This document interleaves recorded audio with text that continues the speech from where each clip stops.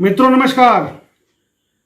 आज का हमारा विषय है कला, साहित्य, सौंदर्य, ऐश्वर्य, भोग विलास, धन के कारक ग्रह शुक्र के राशि परिवर्तन का क्या प्रभाव रहने वाला है।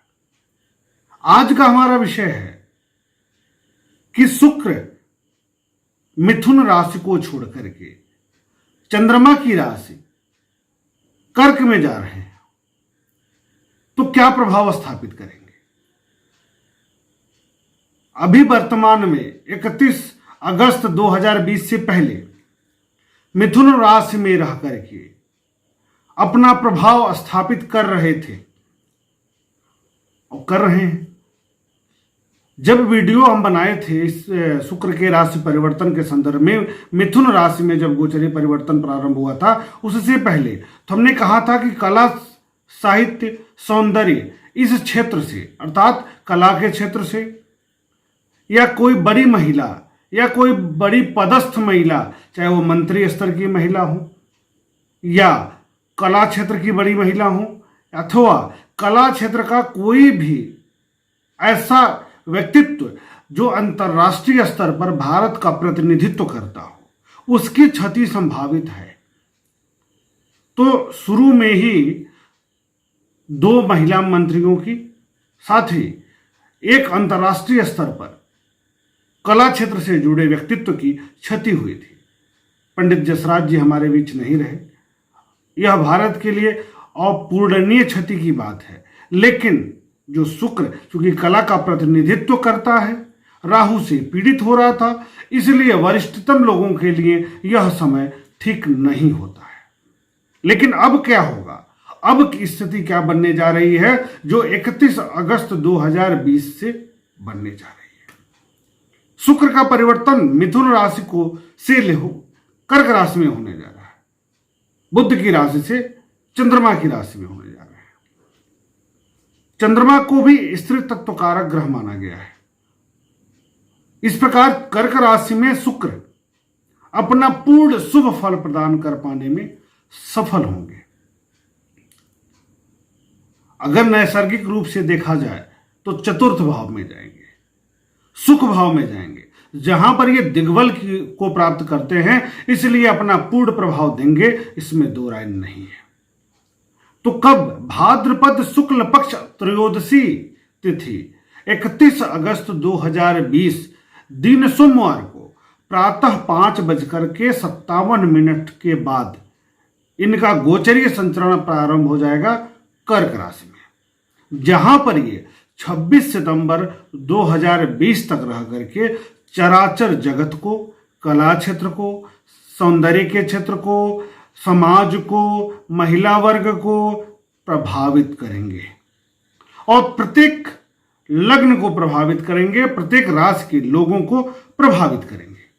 ऐसे में क्या प्रभाव स्थापित करेंगे, लग्न के अनुसार इसकी चर्चा हम करेंगे।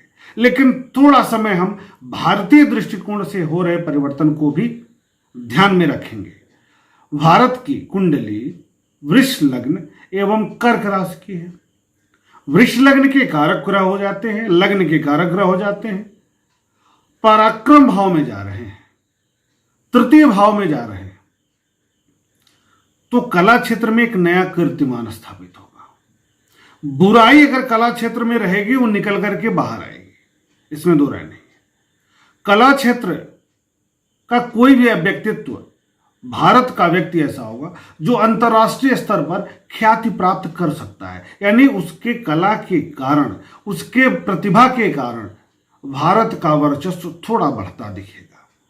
साथ ही राजनैतिक रूप से भी भारत की जो प्रभुत्व है उसमें वृद्धि होगी, सम्मान में वृद्धि होगी, सामाजिक दृष्टि से भी बढ़ेगा, आर्थिक दृष्टि से भी मजबूती आएगी, चाहे वो किसी रूप में आए, चाहे वो किसी राष्ट्र के मध्य एक सहमति पत्र बन जाए या कोई कॉन्ट्रैक्ट हो जाए या कुछ ना कुछ ऐसा बनेगा कि जो भारतीय कंपनियों को, भारत को लाभ पहुंचाए।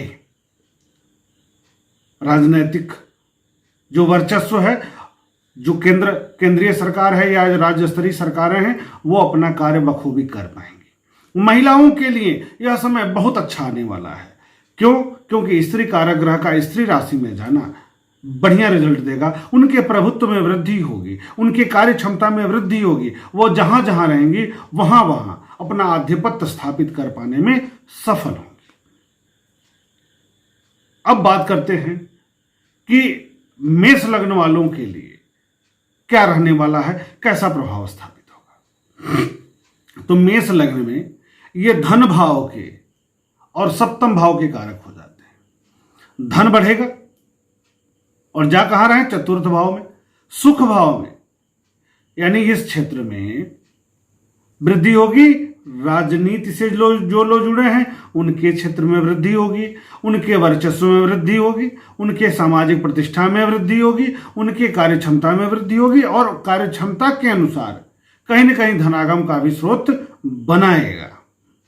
जो लोग अध्ययन अध्यापन के क्षेत्र से जुड़े हैं उनके लिए भी बहुत अच्छा समय है। सेल्स मार्केट के क्षेत्र से आप जुड़े हैं वहां भी बहुत बढ़िया है। जो लोग प्रॉपर्टी डीलिंग का भी काम करते हैं उनके लिए भी समय यह बहुत अच्छा है। लाभप्रद होगा, लाभ की प्राप्ति होगी, सुख संसाधनों की प्राप्ति होगी। अब बात आती है अपने घर से दसम हो रहे हैं, यानी सप्तम भाव से दसम भाव पर जा रहे हैं। इस प्रकार जीवन साथी का पूर्ण प्यार मिलेगा, पूर्ण सहयोग प्राप्त होगा, इसमें भी दो राय नहीं है। धन भाव के कारक होकर जा रहे हैं तो दाम्पत्य जीवन से यानी जीवन साथी से कुछ न कुछ उपहार, कुछ न कुछ लाभ की स्थिति इस अवधि में बन सकती है। शुक्र का यह परिवर्तन बहुत बेहतरीन हो रहा है। लगभग सभी लोगों के लिए बेहतरीन होगा, लेकिन मेष लग्न के लिए यही होगा।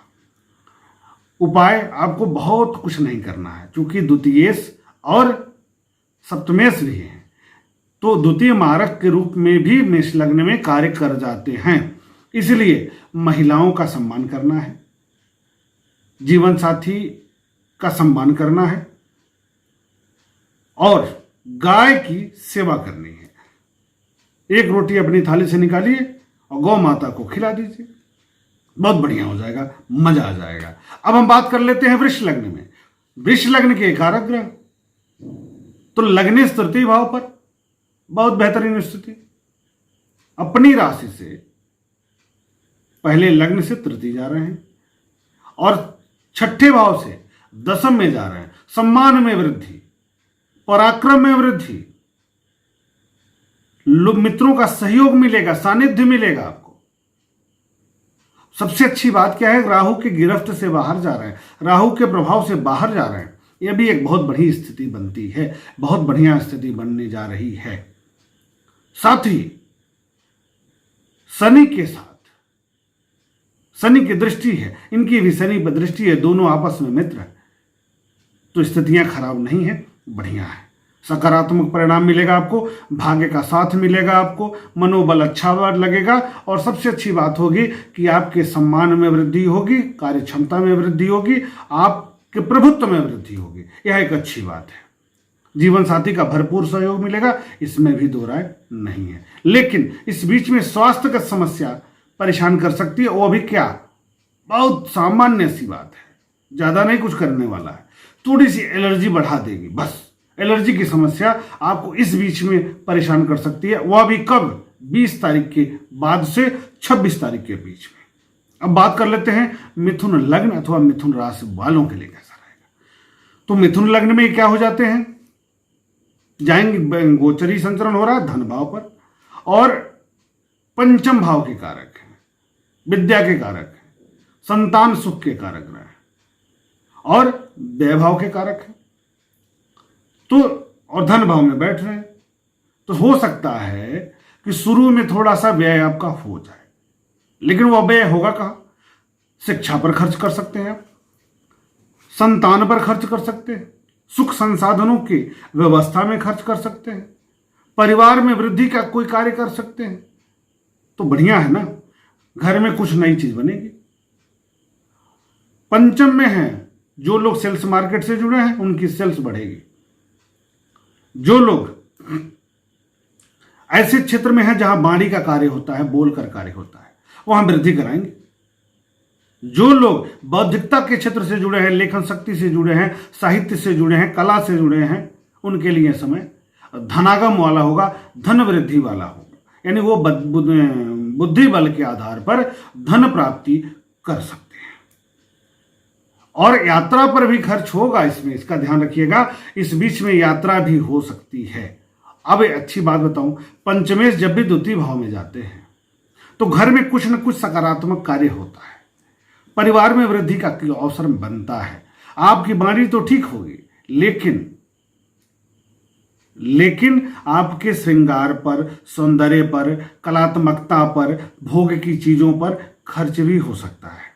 लेकिन उसकी व्यवस्था भी शुक्र महाराज जरूर करेंगे। इस प्रकार मिथुन लग्न वालों के लिए, मिथुन राशि वालों के लिए भी यह समय उपयुक्त ही है, बौद्धिकता की दृष्टि से और धन की दृष्टि से और सुख की दृष्टि से। लेकिन शुक्र की दृष्टि अष्टम भाव पर पड़ रही है। ऐसे में थोड़ा खान पान पर ध्यान रखना होगा, पेशाब संबंधी समस्याओं पर आपको ध्यान रखना होगा। जिन लोगों को शुगर की समस्या पहले से चली आ रही है उनको भी इस अवधि में बहुत ध्यान से स्वास्थ्य पर ध्यान रखना है, ध्यान से ध्यान रखना है, इसको ध्यान लीजिए, इनमें बैठा लीजिए। अब हम बात कर लेते हैं कर्क लग्न वालों के लिए शुक्र का यह परिवर्तन क्या ला रहा है। तो कर्क लग्न में लाभ के कारक होते हैं, आय के कारक होते हैं, एकादश भाव के कारक होते हैं, और बैठ कहाँ रहे हैं? लग्न में। और द्वितीय के भाव कौन सा इनका भाव है? चतुर्थ भाव। सुख के भाव के कारक होते हैं, लग्न में बैठ रहे हैं। इसका मतलब है कि जो निराशा चली आ रही थी, सुख में कमी महसूस कर रहे थे पिछले पूरा अगस्त, अब यह मान के चलिए कि आप सुख चैन की नींद सो सकते हैं, आराम से आप रह सकते हैं। आपके मन मस्तिष्क में एक सकारात्मकता का बोध शुरू हो जाएगा, आप कुछ अच्छा सोच पाएंगे, लाभ भी होगा, जीवन साथी का सहयोग भी मिलेगा, जीवन साथी का सहयोग एवं सानिध्य भी मिलेगा। आपके जीवन में कुछ न कुछ सकारात्मकता इस अवधि में जरूर दिख जाएगी। कब तक? 26 सितंबर तक। घर में कुछ नए एसेट्स आ सकते हैं, घरेलू सामान खरीद सकते हैं आप। जो लोग गृह वो संबंधी कोई कार्य कराना चाहते हैं वो बिल्कुल कराएंगे, जो लोग वाहन संबंधी कोई कार्य करना चाहते हैं बिल्कुल कराएंगे, इसमें दो राय नहीं है। और इनकी दृष्टि सप्तम भाव पर पड़ रही है, साझेदारी बिल्कुल कर सकते हैं। इस अवधि में साझेदारी के कार्यों उस क्षेत्र में जब बढ़ना चाहते हैं तो साझेदारी में आपको लाभ की स्थिति दिख रही है। इस प्रकार कर्क लग्न में भी स्थितियां काफी अच्छी हैं। अब हम बात कर लेते हैं सिंह लग्न में। तो सिंह लग्न में व्यय भाव में जा रहे हैं और एक ही ग्रह हैं जो व्यय भाव में भी राजा बना देते हैं धन की दृष्टि से। द्वादश भाव में शुक्र पूर्ण फल प्रदान करते हैं, बहुत अच्छा समय रहता है। और अगर आपकी मूल कुंडली में भी यही है तो पूछना ही नहीं है। पहली बात तो यात्रा होगी, दूसरी बात विदेश यात्रा हो सकती है, लेकिन लॉकडाउन में अगर नहीं खुला तो कोई ना कोई यात्रा जरूर बनती है। भोग की चीजों पर खर्च हो सकता है, भोग की चीजों पर खर्च हो सकता है। और कारक किसके हैं? सम्मान के कारक किसके हैं? दसम भाव के। तो सम्मान बढ़ेगा, प्रभुत्व बढ़ेगा, सामाजिक दृष्टिकोण से अच्छा होगा। यदि आप व्यापारी हैं तो व्यापार क्षेत्र में वृद्धि करेंगे, यदि आप राजनीतिक व्यक्तित्व हैं तो पराक्रम में वृद्धि करेंगे, यदि आप वाणिज्य व्यवसाय से संबंधित कार्य करते हैं तो बहुत कुछ परिवर्तन तो नहीं होगा, लेकिन ख्याति बढ़ेगी प्रदेश से बाहर, देश से बाहर, जिले से बाहर। आप जहां रहेंगे वहां से बाहर ले जाकर के आपको प्रसिद्धि दिलाने में पूर्ण मदद करेंगे शुक्र महाराज। दसम का कारक होकर के द्वादश में जा रहा है। तो धन के मामले में तो ठीक है, लेकिन परिश्रम में अवरोध पैदा करेंगे, परिश्रम ठीक नहीं होगा। आंतरिक स्तर पर डर बनाएंगे, थोड़ा डर जैसा माहौल बनाएंगे, घबराहट हो सकती है थोड़ी सी, इसको ध्यान रखना है। और इनकी दृष्टि छठे भाव पर पड़ रही है तो रोग ऋण शत्रु में वृद्धि कर सकते हैं, एलर्जी दे सकते हैं, स्किन एलर्जी दे सकते हैं, सौंदर्य में कमी ला सकते हैं। इसलिए आपको थोड़ा उपाय की जरूरत पड़ेगी। उपाय क्या करेंगे आप? उपाय सिंपल सा है, प्रत्येक शुक्रवार को माँ दुर्गा की पूजा करिए, दर्शन करिए, आराधना करिए, साथ में सफेद मिठाई का भोग लगा दीजिए। बस देखिएगा यह समय आपके लिए कितना बढ़िया होगा, धन की दृष्टि से बहुत बढ़िया रिजल्ट आएगा। अब हम बात कर लेते हैं कन्या लग्न। कन्या लग्न में पूछना ही नहीं, कन्या लग्न में शुक्र परम राज योग कारक ग्रह है। क्यों है भैया? क्योंकि भाग्य के कारक हैं और धन भाव के कारक हैं। जा कहाँ रहा है? लाभ भाव में। तो एक योग का सूत्र आप सब जानते भी हैं, मैंने कई बार चर्चा भी किया है कि जिनकी भी कुंडलियों में धनेश लाभ भाव में, लाभेश धन भाव में, भाग्येश लाभ भाव में, भाग्येश राज्य भाव में, तो ऐसे व्यक्ति के जीवन में किसी चीज की प्रायः कमी नहीं देखी गई है। 2 करता है 4 पाता है, यही स्थिति कन्या लग्न में बन रही है। इस बीच में अगर आप धैर्य से महिलाओं का सम्मान करते हुए, सौंदर्य का सम्मान करते हुए, सौंदर्य का सम्मान का मतलब यह हुआ कि कुछ अच्छी चीज देकर छींटा कसी बंद कर दीजिए, आपके अंतर मन से शुद्धता का बोध हो जाए, तो इस यकीन मानिए कि 26 दिन के समय में आपको हर तरीके से प्रसन्न करने का प्रयास करेंगे शुक्र महाराज। लाभ में वृद्धि, अध्ययन अध्यापन में वृद्धि, धन में वृद्धि, भाग्य में वृद्धि, व्यक्तित्व में वृद्धि, लेखन शक्ति में वृद्धि, विचारों में वृद्धि, व्यापार में वृद्धि, राजनैतिक व्यक्तित्व में वृद्धि, राजनैतिक विस्तार में वृद्धि, और उद्योग लगाना चाहते हैं तो उसमें वृद्धि का पूरा योग बनाएंगे। तो अच्छा है। कन्या लग्न में क्या पूछना है? पूछने की बात ही नहीं है। बहुत अच्छा समय विशेष करके 26 सितंबर तक रहेगा। अब हम बात कर लेते हैं तुला लग्न में। तुला लग्न में लग्नेश भैया और राज्य भाव में जा रहे हैं। लग्नेश अगर 10वें भाव में चला जाए तो इससे बढ़िया बात कहां हो सकती है। लेकिन 10वें भाव में शुक्र बहुत मजबूत नहीं रह जाते। ऐसे में अगर आपकी मूल कुंडली में शुक्र मजबूत नहीं है तो आप ओपेल रत्न जरूर धारण कर लीजिएगा, उनको मजबूत बनाइएगा जितना मजबूत बना पाए। तो आप देखेंगे सुख के साधनों में वृद्धि, सम्मान में वृद्धि, कार्य क्षमता में वृद्धि, पिता का सहयोग और सानिध्य, अपने वरिष्ठ जो अधिकारी हैं, जो लोग सरकारी सेवारत हैं या प्राइवेट कंपनी में हैं या ऐसे जगह पर हैं जहां इनके बॉस हैं, वहां बॉस का, अपने अधिकारी का, अपने बड़े अधिकारियों का पूर्ण सहयोग प्रदान कराएंगे और आपके व्यक्तित्व में एक अजीब टाइप का निखार आएगा। कार्य क्षमता में वृद्धि होगी, नया कार्य आपको अवसर प्रदान करेगा, अर्थात नया कार्य मिल सकता है, नया दायित्व भी मिल सकता है। अष्टमेश भी होते हैं, लेकिन लग्नेश को अष्टमेश का बहुत दोष नहीं लगता। लग्न को मजबूत किए रहिएगा बस। इस बीच में एक कार्य आप कर सकते हैं। कोई भी कार्य करने के पहले माता का आशीर्वाद जरूर ले लें, साथ ही गाय को हरा चारा या रोटी खिलाना बिल्कुल मत भूलिए। हो सके तो रोज खिलाइए, नहीं रोज खिलाते तो शुक्रवार को खिलाइए, लेकिन मैं यहां कहूंगा कि आप प्रतिदिन खिलाइए, बहुत मजा आएगा। प्रसन्न हो जाएंगे आप कि हाँ कुछ समय चल रहा है। लेकिन उपाय करिएगा, क्योंकि 10वें में जाकर के ना शुक्र थोड़ा सा कन्फ्यूज की स्थिति बना देते हैं, तो आप में एक अजीब टाइप की घबराहट महसूस होगी। लेकिन कोई ना कोई मित्र आपको मदद जरूर करेगा और बढ़िया मदद करेगा, सपोर्ट बहुत अच्छा करेगा, क्योंकि मंगल ठीक चल रहे हैं और शुक्र भी मजबूत हो जाएंगे। इसलिए मित्र, जीवन साथी, प्रेम संबंध, इस मामलों में आपके लिए बहुत बेहतर जाएगा। अब हम बात करते हैं वृश्चिक लग्न वालों के लिए। तो वृश्चिक लग्न में शुक्र बहुत कारक नहीं होते। क्यों नहीं होते? सप्तम के और व्यय भाव के कारक होते हैं, तो बहुत अच्छे रिजल्ट नहीं देते। लेकिन यहां शुक्र भाग्य भाव में जा रहा है, सप्तमेश होकर के जाता है। तो सप्तमेश जब भी भाग्य भाव में जाते हैं तो जीवन साथी का पूर्ण सहयोग सानिध्य मिलता है,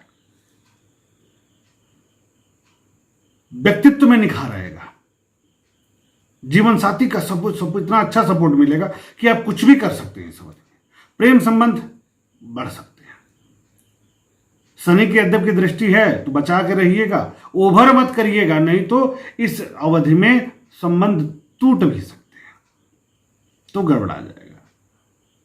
अब उसके बाद शुक्र व्यय भाव के कारक है, तो यात्रा पर खर्च करा सकते हैं, बड़ी यात्रा आप कर सकते हैं। आंतरिक डर जैसा बनाएंगे यहाँ पर, क्योंकि इनकी दृष्टि पराक्रम भाव पर पड़ेगी और वहां शनि है, शनि और शुक्र का योग बनेगा। तो एक चीज ध्यान रखिएगा कि जीवन साथी का स्वास्थ्य खराब भी हो सकता है, चोट चपेट लग जाए, ऑपरेशनल स्थिति बन जाए, या उन पर खर्च हो जाए, स्वास्थ्यगत खर्च हो जाए, इस तरह की स्थितियां इस बीच में बन सकती हैं। यानी खर्च पर आपको नियंत्रण रखना है और आपको उपाय करना ही पड़ेगा। तो उपाय क्या करेंगे? सिंपल सा उपाय जान लीजिए। देखिए, हम उपाय बहुत बड़ा नहीं बताते, ऐसा उपाय करिए जिससे प्रभाव भी अच्छा हो और आपको लाभ भी प्राप्त हो जाए। तो चंद्रमा की राशि में है और मां दुर्गा शुक्र की अधिष्ठात्री हैं, स्त्री कारक देवता, स्त्री कारक ग्रह की राशि में गोचर। तो ऐसे में मां दुर्गा की उपासना करिए। संभव हो तो थोड़ी दूर की यात्रा करके माता का कोई प्रसिद्ध मंदिर हो, वहां जाकर के मत्था टेकाइए, वहां जाकर के आशीर्वाद ले आइए। देखिए कितना मजा आता है।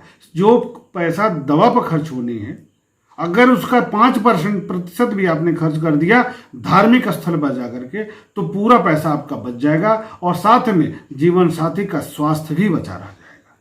आपको घबराहट भी नहीं होगी, आपको बेचैनी भी नहीं होगी। इसको आप, यह सलाह को आप बिल्कुल मान लीजिएगा। अब हम बात कर लेते हैं धनु लग्न में। तो धनु लग्न में अष्टम भाव पर गोचर कर रहे हैं और धनु लग्न में छठे के कारक होते हैं, रोग ऋण शत्रु के कारक होते हैं और लाभ भाव के कारक होते हैं। तो जब भी लाभेश अष्टम में बैठेंगे तो लाभ भंग योग बना देंगे। तो लाभ के मामले में तो आप कमजोर हो गए, लेकिन खष्टेश का अष्टमेश में जाना यह बढ़िया हो जाता है। यानी रोग ऋण शत्रुओं पर विजय प्राप्त करेंगे। तो रोग पर विजय कैसे प्राप्त करेंगे? जब आप स्वस्थ होंगे। शत्रुओं को कैसे हराएंगे? मनोबल ठीक होगा। रोग ऋण शत्रु, ऋण कैसे चुकता करेंगे? जब धन आएगा तब। तो धन कैसे आएगा? चूंकि इनकी दृष्टि धन भाव पर है और धने स्वयं इस समय गोचर में स्वगृह स्थिति में, तो फिर निश्चित तौर पर धनागम के साधन बनाएंगे। वाणी पर नियंत्रण रखना है आपको, थोड़ा स्वास्थ्य पर ध्यान देना है आपको, सोच कर कार्य करना है आपको। पेशाब संबंधी समस्या से आपको सावधान रहना है। जिन लोगों को शुगर आदि की समस्या पहले से चली आ रही है, उन लोगों को बिल्कुल इस अवधि में सतर्क रहना है। उपाय में गाय की सेवा करनी है, बुजुर्ग महिला की सेवा करनी है। इस बीच में आस पड़ोस में कोई विधवा महिला हो, बुजुर्ग महिला हो, उनको मिष्ठान आदि आप गिफ्ट कर सकते हैं, जरूरत की चीजों को दे सकते हैं। इससे आपको बहुत भरपूर लाभ मिलेगा, नकारात्मकता खत्म हो जाएगी, अच्छी चीजें आपको मिल जाएंगी। बस इतना ही करना रहता है। अब बात करते हैं मकर लग्न वालों के लिए कैसा रहेगा। तो मकर लग्न में एक कारक हो जाते हैं, किसके? राज्य भाव के, दशम के और पंचम के, यानी संतान, बुद्धि, विद्या, पिता के कारक हो जाते हैं। और गोचरी संचरण कहां करेंगे? बहुत बेहतरीन जगह, सप्तम भाव पर। सप्तम के कारक सप्तम में गोचर, बात खत्म। इसका मतलब है अच्छा करेंगे। अब अच्छा क्या, कहां करेंगे? तो राज्य सम्मान में वृद्धि करेंगे। आपके कार्यस्थल पर आपकी पदवी बढ़ा देंगे। लोग आपकी तारीफ करते दिखेंगे। संतान पक्ष से कोई खुशखबरी मिल सकती है। साझेदारी में लाभ मिल सकता है, नया साझेदारी आप कर सकते हैं। प्रेम संबंध बढ़ सकता है, जीवन साथी का सहयोग मिल सकता है। शनि की दृष्टि है, ध्यान रखिएगा। फिर शुक्र पर थोड़ा भी गड़बड़ाएंगे तो प्रेम संबंध टूट सकता है, लेकिन होगा जरूर। इस बीच में होने की संभावनाएं बहुत अच्छी बनी हुई हैं। तो बहुत अति न करिएगा, मतलब अपनी अति न चलाइएगा। ऐसा ना हो ओवर कॉन्फिडेंस हो जाए और आपका काम खराब हो जाए। अगर आप ओवर कॉन्फिडेंस नहीं रहते हैं, आप तो स्थिर रहेंगे, तो आपके कार्य में क्षमता में वृद्धि होगी, कार्य बढ़ेगा, साझेदारी बढ़ेगी, लाभ बढ़ेगा, कार्य क्षेत्र बढ़ेगा, सम्मान बढ़ेगा, परिश्रम बढ़ेगा, सुख के साधनों में वृद्धि होगी, माता का सुख प्राप्त होगा। इस प्रकार मकर लग्न वालों के लिए शुक्र का यह गोचरी परिवर्तन बहुत बढ़िया है। यदि आपकी मूल कुंडली में कहीं गड़बड़ है तो उसको मजबूत कर लीजिएगा, उपल रत्न आप धारण कर लीजिएगा। उपाय की बहुत आवश्यकता नहीं है। हाँ, एक उपाय जरूर करना है आपको, महिलाओं का सम्मान जरूर करना है, जीवन साथी का सम्मान जरूर करना है। अब हमने कहा महिलाओं का सम्मान करना है, अब महिला किसका सम्मान करेंगे? तो महिला पुरुषों का सम्मान करेंगे। क्यों? क्योंकि महिलाओं के लिए शुक्र जीवन साथी है ना, प्रेम संबंध है, प्रेम है, सौभाग्य है, तो सौभाग्य दोनों का होता है ना, चलता है। इसलिए ऐसा ना सोचिएगा कि आप हमारे लिए तो बताया नहीं इन्होंने तो हमारा उल्टा चलेगा। नहीं, आप हमेशा विपरीत के प्रति यह बातें बताई जाती हैं। अब हम आ जाते हैं कुंभ लग्न वालों के लिए। तो कुंभ लग्न में भाग्य के कारक हैं भैया, सुख के कारक, भाग्य के कारक बहुत बढ़िया रहते हैं, परम राजयोग कारक हो जाते हैं। लेकिन यहां पर रोग ऋण शत्रु के भाव में सौम्य ग्रह होकर के जा रहे हैं, बढ़िया नहीं है। खर्च में वृद्धि, तबीयत खराब हो सकती है, आंतरिक समस्या परेशान कर सकती है, आंतरिक शत्रु परेशान कर सकते हैं। इस बीच में ऐसा कोई कार्य नहीं करेंगे जो विवाद को जन्म दे। इस बीच में अपने आसपास के लोगों से बिल्कुल सतर्क रहिएगा, किसी पर अति भरोसा नहीं करना है, नुकसान हो जाएगा। खर्च में वृद्धि हो सकती है, हो सकता है कोई सामान खरीदने गए आप इस अवधि में और सामान खराब निकल जाए, यह संभव है। आपके भाग्य में अवरोध महसूस होगा, क्योंकि छठे भाव में जाने से सुख भंग योग, भाग्य भंग योग बन रहा है, तो सुख के साधनों में कमी, भाग्य में कमी आपको महसूस होगी। लेकिन इनकी दृष्टि द्वादश भाव पर हो रही है, यानी इतनी चीजें जरूर लाएंगे कि आप भोग विलास अच्छा कर पाए, ये तो जरूर होगा आपके लिए। इसलिए कुंभ लग्न वालों के लिए यह गोचरी परिवर्तन बहुत ज्यादा सकारात्मक नहीं है। स्वास्थ्य की दृष्टि से और शत्रुता की दृष्टि से, साझेदारी की दृष्टि से, खर्च की दृष्टि से सुख में कमी महसूस जरूर होगी। करना क्या रहेगा? सिंपल सा, मां भगवती की आराधना करिए, गाय की सेवा करिए, और किसी भी कम उम्र की यानी छोटी बच्ची की पढ़ाई लिखाई का, जरूरत की सामानों का, ऐसा नहीं कि बड़े घर की है, नहीं, जो निम्न तबके के निम्न वर्गीय कन्याएं हैं उनको कुछ जरूरत का सामान आप गिफ्ट जरूर कर दें इस अवधि में, बहुत बढ़िया रिजल्ट आएगा। बस यही करना आपको। अब हम बात कर लेते हैं मीन लग्न वालों के लिए। मीन लग्न में क्या परिवर्तन लाएंगे? तो मीन लग्न में पराक्रम के कारक हो जाते हैं, तृतीय भाव के कारक हो जाते हैं, भाई बंधुओं मित्रों बहनों के कारक ग्रह हो जाते हैं, और अष्टम के कारक होते हैं। अष्टम मतलब दुर्भाव, अच्छा भाव नहीं होता। यही वो भाव है जहां से मृत्यु देखी जाती है, और उसके कारक हैं। तो जाहिर सी बात है कि इनको जो विभाग मिला वो ठीक नहीं मिला है। मीन लग्न वालों के लिए पराक्रम मिला है, तो आधा समय अर्थात एक तारीख से लेकर के 13-14 तक पराक्रम बढ़ाएंगे, लेकिन 13-14 के बाद से स्वास्थ्यगत समस्या एक साथ परेशान कर सकती है। और गोचरी संचलन कहाँ हो रहा? पंचम भाव पर। तो आपका स्वास्थ्य कैसे खराब होगा? पिता के कारण, यानी पिता की तबीयत खराब, आप परेशान, पुत्र की तबीयत खराब, आप परेशान, पढ़ाई नहीं ठीक हो रही है, मन खराब, आप अपनी बुद्धि का प्रयोग नहीं कर पा रहे, मन खराब, या तबीयत खराब हो जा रही है, पढ़ाई नहीं कर पा रहे तो मन खराब। इस बीच में इन क्षेत्रों से तनाव का वातावरण आपके लिए बन सकता है। लेकिन दृष्टि लाभ भाव पर है, लाभेश पहले से बैठे हैं, इसलिए धन संबंधी कार्यों में वृद्धि होगी, लाभ में वृद्धि होगी, व्यापार में विस्तार होगा, राजनीतिक क्षेत्र में वृद्धि होगी, राजनीतिक वर्चस्व में वृद्धि हो सकती है। लेकिन आप स्वास्थ्य पर विशेष ध्यान देंगे इस अवधि में। कोई भी निर्णय बिना सोचे आप नहीं लेंगे। यदि आपको कोई निर्णय लेने की आवश्यकता है भी तो आप अपने जीवन साथी, पुत्र या पिता से सलाह लेकर के कार्य करें, तो निश्चित तौर पर शुभता में वृद्धि हो जाएगी। शुक्र का इस तरह का जो परिवर्तन हुआ, इसके संदर्भ में हम लोगों ने चर्चा कर लिया। लेकिन एक अंत में जरूर कहना चाह रहा हूं कि जो एक महीना महिलाओं के लिए अच्छा नहीं था, इम्यूनिटी पावर के लिए अच्छा नहीं था, मृत्यु दर में वृद्धि देखी गई है कोरोना से, वह कम हो जाएगा। फिर मजबूती आएगी, फिर प्रसन्नता आएगी, फिर जो फाउंडेशन है वो खत्म होगा और आप निर्विघ्नता पूर्वक आगे बढ़ेंगे। इसकी कड़ी में यह मदद करेगा यह गोचरी संचरण। इस प्रकार हिम्मत मजबूत करते हुए, मां भगवती की आराधना करते हुए, गाय की सेवा करते हुए, महिलाओं का सम्मान करते हुए यदि आप अपना स्वविवेक का प्रयोग करते हुए कार्य करते हैं तो शुक्र महाराज की शुभ कृपा, सौभाग्य वृद्धि की कृपा, कलात्मकता, ऐश्वर्य सब प्रदान करेंगे, वैभव प्रदान करेंगे। इसी शुभकामना के साथ मिलते हैं हम अगले वीडियो के माध्यम से। तब तक के लिए शुभ नमस्कार।